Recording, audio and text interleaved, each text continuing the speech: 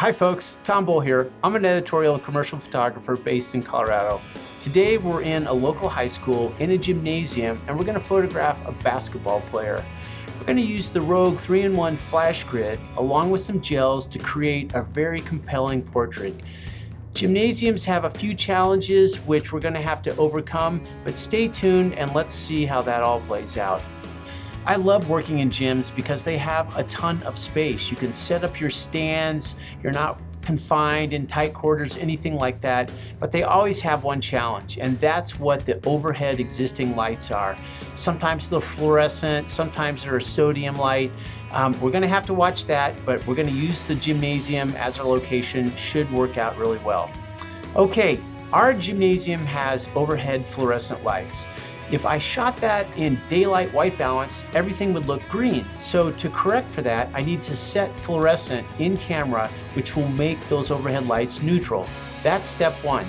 Step two is I'm going to underexpose the gymnasium ambient light, maybe 1 to 2 stops. That's just gonna give me a little muted background, be a perfect backdrop for my subject, which is gonna be lit by my speedlights. Our main light on the basketball player is going to be a speedlight on a boom arm focused down on him. But what's really important here is we're going to add a grid to that to narrow the beam of light. What grids do is they just focus the light right on the subject, doesn't spill into other parts of the scene. The Rogue system has 2 grids, a 45 and a 25 degree.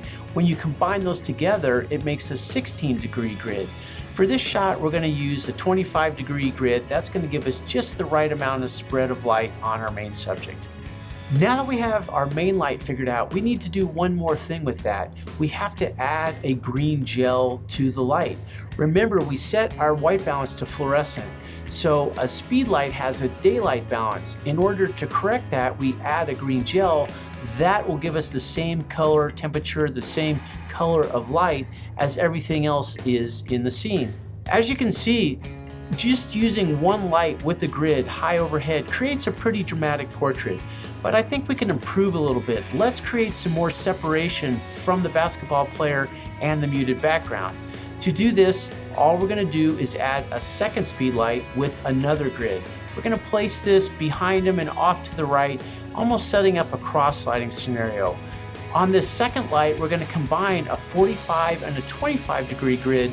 That creates a 16-degree grid, which is a very narrow beam of light, perfect for just hitting his shoulders, the back of his head, and not spilling into anywhere else in the scene. Now that we have our basketball player cross-slit, things look pretty good, but there's one other touch I think we can do this shot. We're going to illuminate the basketball goal behind the basketball player.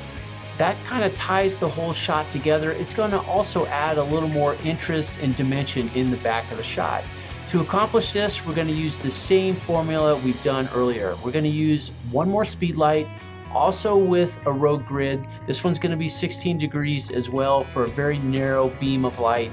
We're going to aim it right at the basketball goal, and that should really tie this whole shot together. Take a look at the before and after images from this shoot.